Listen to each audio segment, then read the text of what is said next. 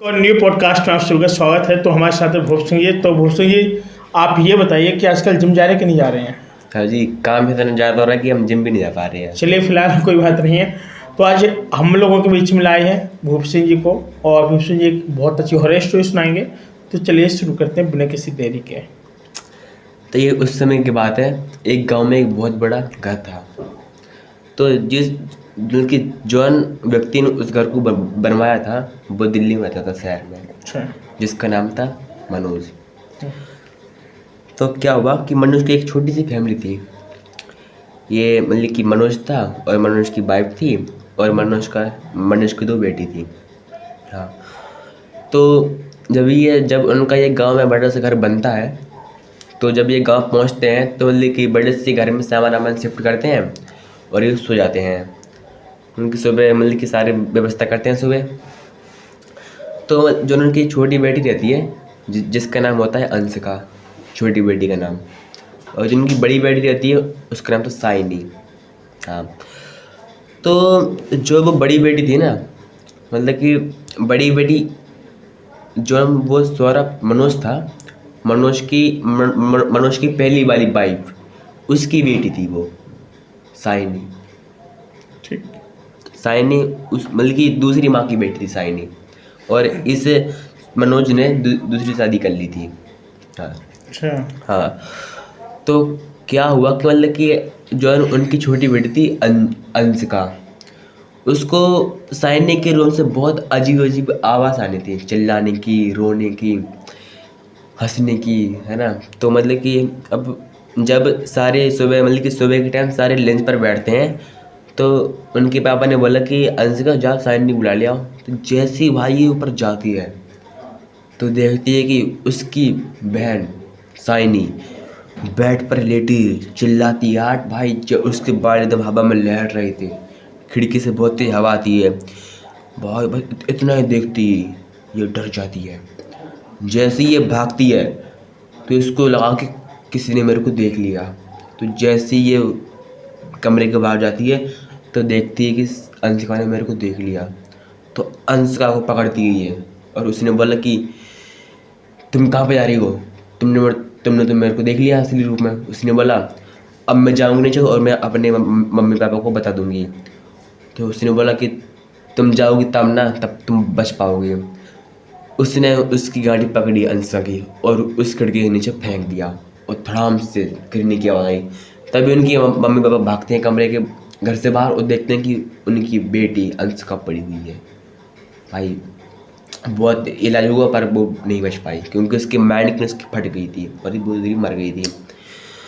तो अब मतलब कि मरने के बाद जब मतलब कि अब 1 महीने बीत जाते हैं, तो अभी डिनर पे बैठते हैं खाना खाने के लिए। तो मतलब कि जो उसका होता है हस्बैंड, उसको बोलता है कि जाओ और साइनी को बुला लियो। भाई जैसे ही उसकी पत्नी उसके रूम में जाती है, भाई साहब जो सीन हुआ ना वो खतरनाक सीन था, बहुत खतरनाक सीन था वो देखते उसकी साइनी, उसका आधा चेहरा जला हुआ था और एकदम मतलब कि उसके मुंह से बल्ले बल्ले खून निकल रहा था और उसको मतलब कि उसके हाथ पैर कटे हुए थे बहुत ज़्यादा और खून बह रहा था। और वो एक चूहे को खा रही थी, देसी खून चूहे को टिपक रहा था। बहुत इतना ही देखती वो अंश का, लेकिन जो उसकी वो थी ना वाइफ, वो बहुत चिल्लाती बहुत ज़ोर से और उसका पति ऊपर आता है तो बोलता है बताओ क्या हुआ। उसने बोला कि देखो अंशा बाहर, इतना ही देखती बस वो दोनों तुरंत ही उस घर से भागते हैं और तांत्रिक को बुला कर ले आते हैं, तांत्रिक को। तो तांत्रिक आता है तो उसने पूछा कि तुम कौन हो। उसने बोला कि मैं इसकी वाइफ हूँ, उस मनोज की वाइफ हूँ मैं। उसने बोला कि तुम यहाँ पर कैसे आई। उसने बोला कि इसी से पूछो मैं इधर पर कैसे आई। तो जब उस भूत ने अपनी रियल स्टोरी बताई तो उसने बोला कि पहले इसने मेरे से शादी की थी, मतलब कि इसने मेरे को जहर देकर मेरे को मार दिया था, गला दबाकर मार दिया था, और इसने इससे शादी कर ली थी और मेरे को मार दिया था और मेरे को शमशान घाट में जला दिया था। उसने बोला तुम इधर पर कैसे आई, तुमको तो मार दिया। तो उसने बोला कि इसने मेरे को मार दो तभी मेरी आत्मा भटक रही है। तो उसने बोला कि तुम क्या चाहते हो? उसने बोला कि मैं इसको भी मार दूंगा। उसने बोला तुम नहीं मार पाओगे मेरी होते हुए। भाई वो मंत्र पढ़ता तब इसका मंत्र काम नहीं आता है, और वो आती है और उसे तांत्रिक की गांठी पकड़ती है और उसको खिड़की के नीचे फेंक देती है। तांत्रिक को फेंक देती है और उधर पे तांत्रिक भी उधर पे मारा जाता है। तो जब ये पति पत्नी बचते हैं तो उसने बोला क्यों ध्यान आ गई? अब 15 साल पहले तुमने मेरे को मारा था और आज भी मेरी आत्मा भटक रही है तुम्हारी यादों में कि बदला लेने के लिए कि तुमको मारना है तो मारना है। और उसने बोला कि मैं तुमको बहुत पहले ले सकती थी, पर इधर तक ले आने के लिए मैंने तुमको नहीं मारा। बस उसको जो उसकी पत्नी होती है उसकी घाटी ऐसे उखाड़ दी, पत्नी की घाटी, बहुत भयंकर तरीके से। भाई बहुत तगड़ा सीन था। अब भाई जब वो मनोज होता है, मनोज उसको भी मार देता है, भाई बड़ा खतरनाक सीन। उसकी भी गलत दबा उसको मार देता है।